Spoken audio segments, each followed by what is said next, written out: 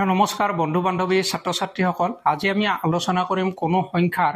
Power দিয়া থাকিলে তাৰ একক ঘৰৰ সংখ্যাটো কি হ'ব। যেনে ইয়াত দিয়া আছে 2 to the power 1000, ইয়াত দিয়া আছে 287 to the power 5,62,581, ইয়াত দিয়া আছে 2467 to the power 153,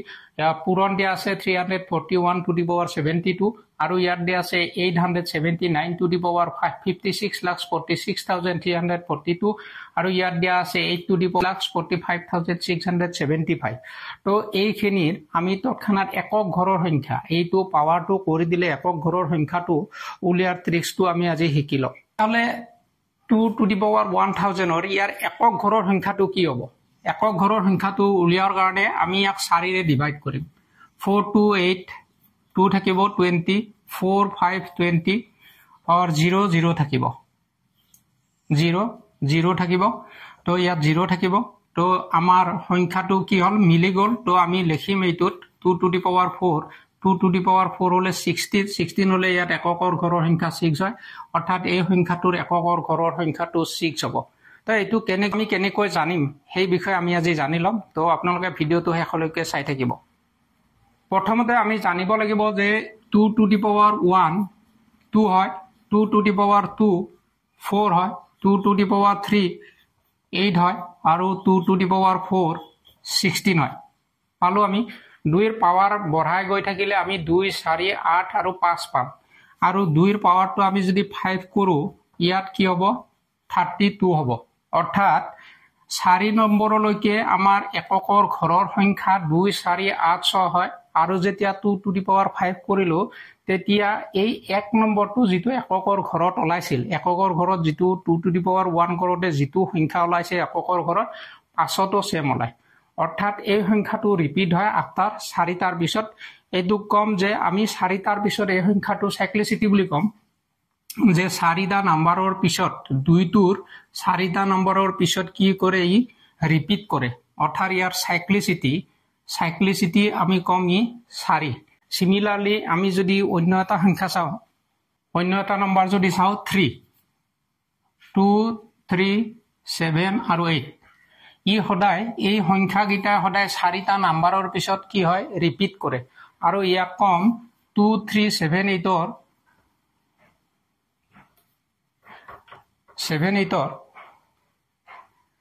2 3 7 8 সাইক্লিসিটি বুলি কম। এইটো 4টা নম্বৰৰ পিছত ই ৰিপিট কৰে। তো 4টা নম্বৰৰ পিছত ৰিপিট কৰিলে 3 চাও 3 1 3 3 2 9 3 3 27 আৰু 3 4 81। তো 3 5 যদি কৰো আমি 3 24, অৰ্থাৎ ই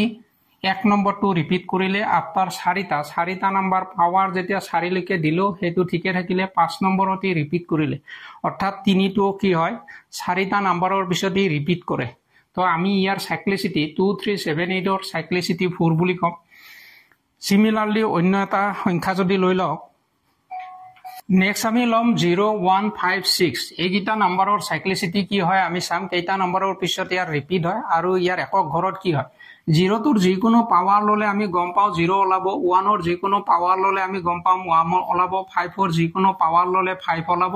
আৰু 6ৰ যিকোনো পাৱাৰ ললে আমি 6 ওলাব। Suppose 6 to the power আমাক দিলে 2 3 8 4 5 6 0 এনে ধৰণে দিলে, তো ইয়াৰ যিকোনো 6ৰ যিকোনো পাৱাৰ হলে একক ঘৰৰ সংখ্যাটো কি ওলাব 6 ওলাব। ইয়াৰ যিটো ইউনিট ডিজিট নাম্বাৰ হেতু সদায় 6 ওলাব। সিমিলাৰলি 5ৰ ওপৰত যি পাৱাৰ নাথাকক কিয় 2 6 7 6 4 6 5 6 এনে ধৰণে দিয়া থাকিলে আমি কৈছো যে 5 to the power n, 5ৰ ওপৰত পাৱাৰ যিয়ে নহওক সেই যিকোনো পাৱাৰ থাকিলে ইয়াৰ একক ঘৰৰ সংখ্যাটো হ'ব 5। তো এনে ধৰণে আমি 0 1 5 6ৰ যিকোনো পাৱাৰ দিয়া থাকিলে তাৰ একক ঘৰৰ সংখ্যাটো তৎক্ষণাত উলিয়াই ল'ব পাৰো। নেক্সট আমি চাম 4 আৰু 9ৰ। 4 আৰু 9ৰ চাম।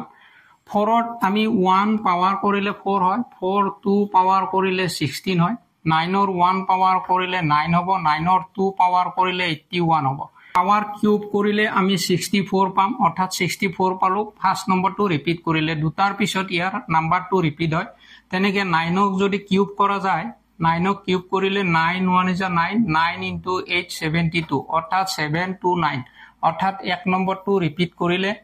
তো দুটা নাম্বাৰৰ পিছত ইয়াক কম সাইক্লিসিটি 2 ইয়াক কম সাইক্লিসিটি 2 4 আৰু 9 ৰ দুটা নাম্বাৰৰ পিছত ই কি কৰে ৰিপিট কৰে তেতিয়া আমি কম যে এইটো হৈছে অড নাম্বাৰ আৰু এইটো হৈছে ইভেন নাম্বাৰ তো আমি গম পাম 4 আৰু 9 ৰ ক্ষেত্ৰত অড আৰু ইভেন নাম্বাৰ যদি অড থাকে তাৰ ইউনিট ডিজিট হ'ব 9 ৰ ক্ষেত্ৰত 9 আৰু ইভেন নাম্বাৰ যদি থাকে শেষত আবাৰ যদি ইভেন নাম্বাৰ থাকে তেতিয়া হলে ইউনিট ডিজিট 1 হ'ব তেনেদৰে 4 ৰ অড নাম্বাৰ 4 যিকোনো থাকিলে অড নাম্বাৰ 5 থাকিলে 4 হ'ব তেনেকে ইভেন নাম্বাৰ 4 থাকিলে 4 ৰ ওপৰত যেনে ধৰণৰ দিয়া থাকে 64 5 2 4 তো ইভেন নাম্বাৰ আছে তেতিয়া আমি গম পাম ইউনিট ডিজিট নাম্বাৰ একক ঘৰৰ সংখ্যাটো 6 হ'ব কোড দুটা নাম্বাৰৰ পিছত ই কি হয় ৰিপিট কৰে 4 আৰু 9 ৰ ক্ষেত্ৰত তো সাইক্লিসিটি 2 বুলি কম 2 নাম্বাৰ হয় ইভেন আৰু অড বুজিলম ইয়াত যদি অড নাম্বাৰ থাকে 4 হ'ব আৰু ইভেন নাম্বাৰ থাকিলে আমাৰ কি হ'ব একক ঘৰৰ সংখ্যাটো 6 হ'ব 4 ৰ ক্ষেত্ৰত 9 ৰ ক্ষেত্ৰত কি হ'ব অড নাম্বাৰ থাকিলে 9 হ'ব আৰু ইভেন নাম্বাৰ যদি পাৱাৰ পাও শেষত এনে ধৰণৰ ইভেন নাম্বাৰ পাও তেতিয়া হলে তাৰ ইউনিট ডিজিট নাম্বাৰটো 1 হ'ব তো আমি এই বেসিক কথাখিনি জানিলে ইয়াৰ যিকোনো ধৰণৰ অংক দিলে আমি তৎক্ষণাত তাৰ ইউনিট ডিজিট বিলাক উলাই ল'ব পাৰো তো নেক্সট আমি চাৰ্টখন মনত ৰাখিম 0 1 2 3 4 5 6 7 8 9 10 লৈকে তো 0 1 5 6 এটা থাকে 2 3 7 8 ইয়াৰে চাৰিটা থাকে চাৰিটা সাইক্লিসিটি নাম্বাৰ থাকে আৰু 4 আৰু 9 ৰ ক্ষেত্ৰত দুটা নাম্বাৰৰ পিছত ই ৰিপিট কৰে গতিকে সাইক্লিসিটি নাম্বাৰ 2 হয় আৰু 10 ৰ ক্ষেত্ৰত আমি 1 পাম তো এই cyclicity suppose 2 to the power 1000 দিছে 2 টু দি পাৱাৰ 1000 এতিয়া যাৰ যেটো 2 ৰ সাইক্লিসিটি কিমান আমি 2 ৰ সাইক্লিসিটি পাইছো ৰিপিট কেইটাৰ পিছত হয় 4টাৰ পিছত হয় গতিকে 1000ক আমি 4 ৰে ডিভাইড কৰিম এটো 250 হ'ব আৰু এটো মিলি যাব মিলি গলে আমাৰ এই ক্ষেত্ৰত আমাৰ ইউনিট ডিজিট নাম্বাৰটো কি হ'ব যে যেতিয়া মিলি যায় ডিভাইড টু মিলি গলে আমি 2 টু দি পাৱাৰ যেটো সাইক্লিসিটি নাম্বাৰ আছে সেই নাম্বাৰটো দি এতিয়া 2 ৰ সাইক্লিসিটি নাম্বাৰ কিমান 4 গতিকে 2 to the power 4 2 2 is 4 4 2 is 8 8 2 is 16 তো আমি 16 লিখিম তো ইয়াৰ ইউনিট ডিজিট নাম্বাৰটো হ'ব 6 যদি মিলি যায় ডিভাইড কৰক সাপোজ 4 2 8 ইয়াত 2 থাকিল 20 হৈ গল 0 হল গতিকে এটো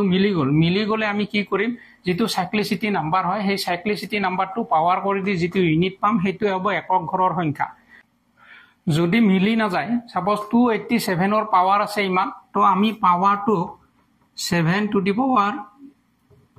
তো পাৱাৰটো আমি 562581 ইয়াৰ 7 ৰ সাইক্লিসিটি কিমান আমি চাই লম 7 ৰ সাইক্লিসিটি 4 তো 4 ৰে ডিভাইড কৰিম আমি ইয়া 4 ৰে ডিভাইড কৰিলে 4 1 4 16 থাকিলে 4 4 16 থাকিলে 2 নমালো 5 হল 4 6 24 1 থাকিলে 18 4 4 16 2 থাকিলে তো 2 থাকিলে 2 1 21 4 5 20 তো ৰিমাইন্ডাৰ 1 থাকিলে যেটো ৰিমাইন্ডাৰ থাকিব হেতু হ'ব তাৰ ইউনিট ডিজিট নাম্বাৰ তো এইটো আমি লিখিম 7 টু দি পাৱাৰ 1 ৰিমাইন্ডাৰ কিমান আছে 7 1 আছে গতে 7 ৰ পাৱাৰ 1 কৰিম 7 ৰ পাৱাৰ 1 কৰিলে কি হয় 7 হয় তো ইয়াৰ ইউনিট ডিজিট নাম্বাৰটো হ'ব 7 এই ৰাখিটোৰ এই গোটেই ৰাখিটো যেতিয়া আমি মাল্টিপ্লাই কৰিলে শেষত যেটো নাম্বাৰ আহিব একক ঘৰৰ যেটো ইউনিট ডিজিট নাম্বাৰ হেতু হ'ব 7 আমি সাইক্লিসিটি নাম্বাৰেদি ডিভাইড কৰিম ডিভাইড কৰাৰ পিছত যেটো ৰিমাইন্ডাৰ থাকে এই একক ঘৰৰ সংখ্যাটো হেতু পাৱাৰ কৰিলে যেটো ওলাব হেতু হ'ব আমাৰ ইউনিট ডিজিট নাম্বাৰ আৰু ইয়াত বুজালো যে 2 টু দি পাৱাৰ 1000 যত ডিভাইড কৰিলে আমাৰ মিলি যায় অংকটো ৰিমাইন্ডাৰ না থাকে তেতিয়া সেই সাইক্লিসিটি নাম্বাৰটো দি 2 টু দি পাৱাৰ 4 যেনেকে 2 টু দি পাৱাৰ 4 হৰণ কৰিলে ডিভাইড কৰিলে মিলি যায় গতিকে আমি ৰিমাইন্ডাৰ না থাকিলে আমি তাৰ সাইক্লিসিটি নাম্বাৰটো আমি ওপৰত পাৱাৰ কৰি ললে যেটো পাম এটোত পাম 2 into 2 যে ডিভাইড কৰিলে যেটো পাম সাইক্লিসিটি ডিভাইড কৰিলে যদি ৰিমাইন্ডাৰ না থাকে ডিভাইড কৰাৰ পিছত ৰিমাইন্ডাৰ নাকিলে সাইক্লিসিটি নাম্বাৰটো লৈ আমি যেটো পাম ৰাখি 2 2 is 4 4 2 is 8 8 2 is 16 তো 16 হল তো আমি কৈছিলো 2 টু দি পাৱাৰ 1000 ৰ একক ঘৰৰ সংখ্যাটো 6 ওলাব এই দুটা হৈছে নিয়ম আমি সাইক্লিসিটি নাম্বাৰেৰে ডিভাইড কৰিম ডিভাইড কৰি ৰিমাইন্ডাৰ যেটো থাকিব সেই ৰিমাইন্ডাৰটো হ'ব তাৰ পাৱাৰ কৰাৰ পিছত যেটো ৰাখি ওলাব সেইটোৱে হ'ব একক ঘৰৰ সংখ্যা তো নেক্সট আমি এটা ৰাখি লৈ লৈছো 2467 পাৱাৰ 153 34172 তো 7 ৰ পাৱাৰ আছে একক ঘৰৰ সংখ্যাটোৰ পাৱাৰ 153 7 ৰ সাইক্লিসিটি নাম্বাৰ কিমান 4 হয় 153 4 এৰে ডিভাইড কৰিম 4 3 4 4 16 হয় 4 into 3 12 হল আৰু 3 থাকিল 3 4 8 32 তো 1 থাকিলে তো আমি ইয়াৰ যেটো পাৱাৰ হেতু কৰিম আমি 7 to the power 1 তো যি ৰিমাইন্ডাৰ থাকে এই ৰাখিটো আমি পাৱাৰ টু 1 কৰিলো আৰু আমি জানো 1 to the power 1 or unit digit number 1 হয় 1 to the power 72 গটিকে 1 হ'ব 7 to the power 1 means 7 into 1 তো 7 তো আমাৰ এই ৰাখিটোৰ ইউনিট ডিজিট একক ঘৰৰ নাম্বাৰটো হ'ব 7 এনে ধৰণে তৎক্ষণাত আমি একক ঘৰৰ সংখ্যাবিলাক উলিয়াব পাৰো তৎক্ষণাত ইয়াৰ একক ঘৰৰ সংখ্যাটো 7 পালো